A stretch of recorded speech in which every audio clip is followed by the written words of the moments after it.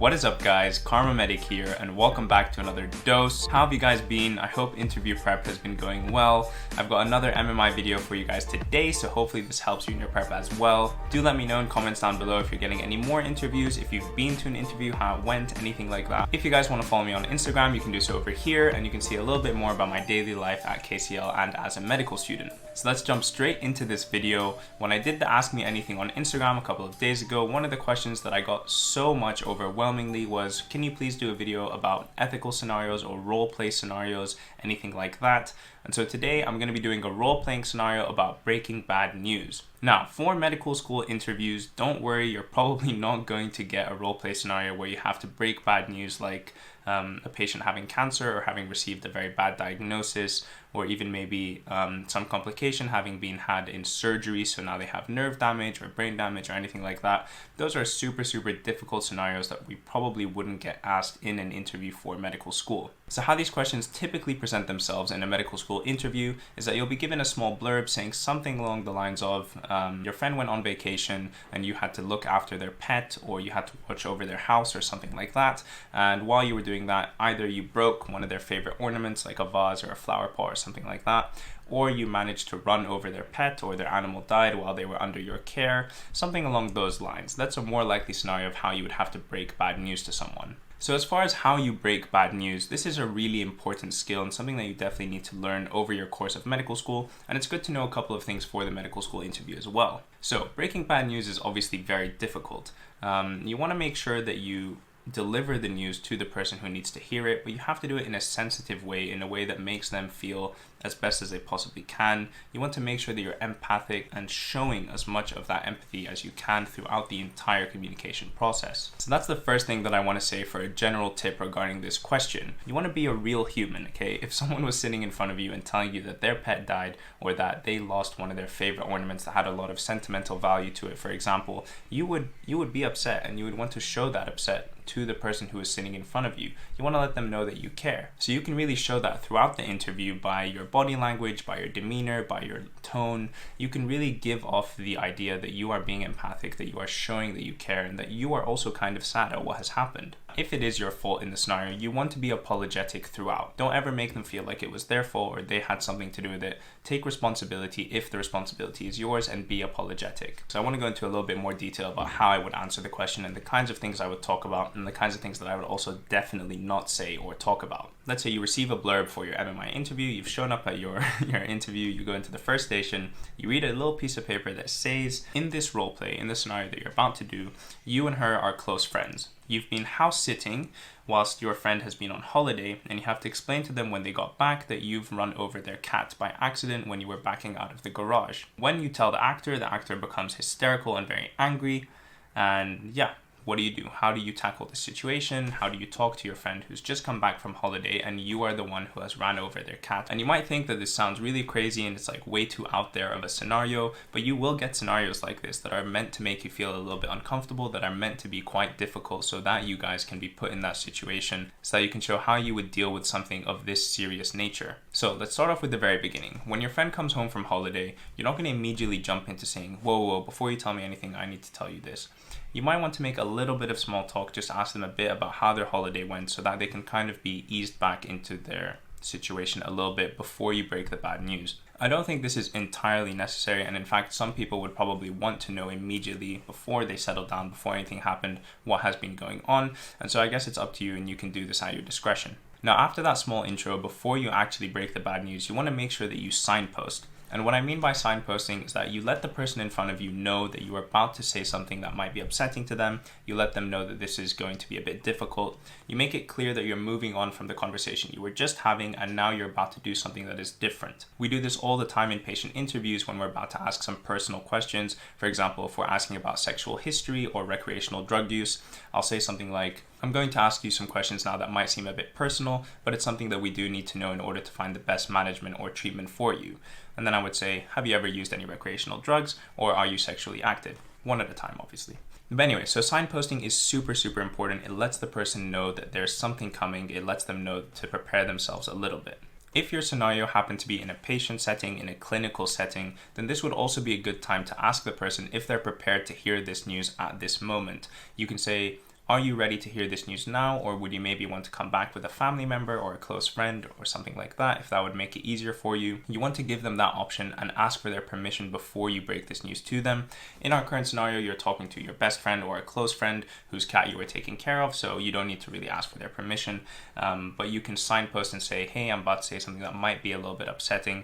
Maybe do you want to sit down, or can we talk about this inside, or anything like that. Now, after you've signposted and you've prepared them that you're going to be breaking bad news, you want to just go for it and break the bad news. You don't want to beat around the bush. You don't want to say any lies. You don't want to lighten the situation or anything like that. You want to say it as clearly and simply as possible so that they understand what you are saying. For example, for our scenario, you can say, Jessica or Natalie or whatever the person's name is, I'm really, really sorry, but when you were away and I was backing out of the driveway in my car, I accidentally ran over your cat.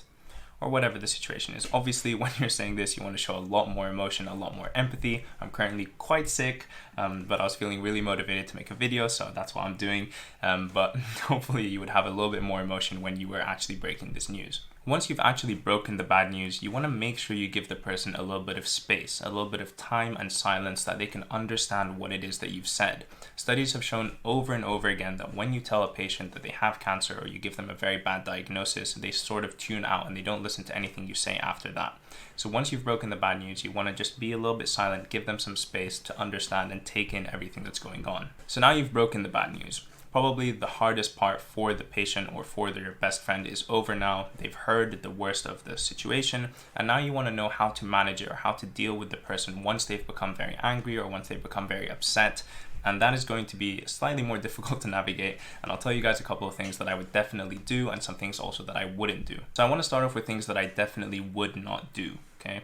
When you're breaking bad news like this to someone, you want to be as empathetic and apologetic as possible. You don't want to at any point make them feel like it was their fault. You never want to push them and tell them to hurry up or sort of get over it. Don't worry, it's going to be okay. You'll be fine. You'll get over it. You just need time. You can buy a new cat, blah, blah. These are things that you definitely do not want to say. Obviously, don't imply that it's their fault or tell them to get over it or tell them not to cry or anything like that. These are all things that are big no-nos and big red flags. You definitely don't want to say them in your interview. And also, obviously, don't make the conversation about yourself. Don't tell them about how super bad you felt and how many hours you spent crying and how you weren't sure what to do or whatever. Let the person soak up this information and deal with it in their own way. Don't push them or tell them how to feel or try to move their feelings in a different direction than what they are going through. Now let's talk about a couple of things that you definitely do want to do. Some things that you should do when consoling the person in front of you after you've broken bad news to them.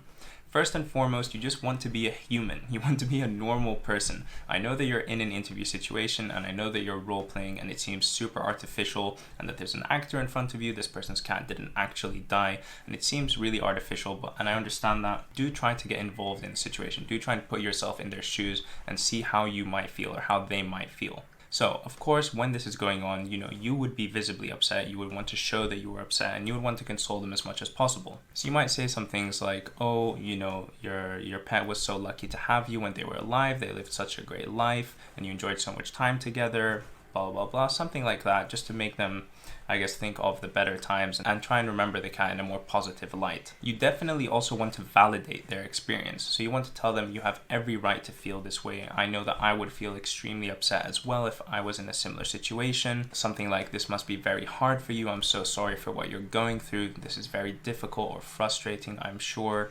Something like that to validate their experience, to let them know that what they're feeling and what they're going through is okay. You definitely don't want to be saying things like, oh, don't worry about it, or don't cry, why are you so upset, you'll get over it. These are all things that are not going to help at all. If you can't relate to their experience, you should also say that. You can admit that. You can say, I've never lost a pet before, or I've never lost a family member before. I can't imagine what you must be going through. This must be very difficult. You can see that a couple things start to come up over and over again as well. And of course, you can also suggest that they reach out for help if they need it. You can say, if you have any family or friends that can help you in this situation. And of course, you can also offer yourself as a means of support. You can say, if you're ever upset or if you ever need to talk to someone, of course, I'm there for you. I want to talk to you and help you through this as much as possible. Like, please feel free to talk to me.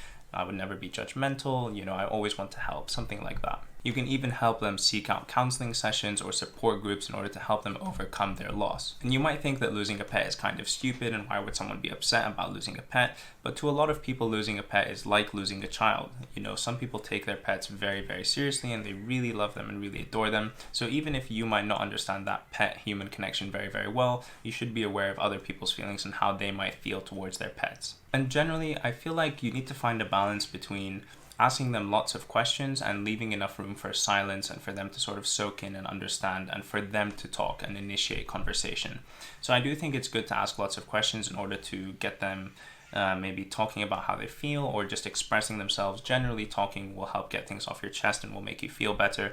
But don't forget to give them silence as well. And you can read the scenario, you can see how the patient or how the actor is acting, and you can feed off of their body language and demeanor and what they are saying. And yeah, sometimes just being there to listen to someone is going to go a really, really long way. You know, if you just sit there and listen to what they have to say, take in everything and acknowledge their sadness, acknowledge their feelings and make them feel like that's okay, that's going to go a very long way to helping someone feel better. And a really, really big tip if you're getting stuck or you're not sure what to say, and especially at the end if you haven't said this before, is always ask the actor, you know, do you have anything that you want to ask me? Do you have anything that you want to say?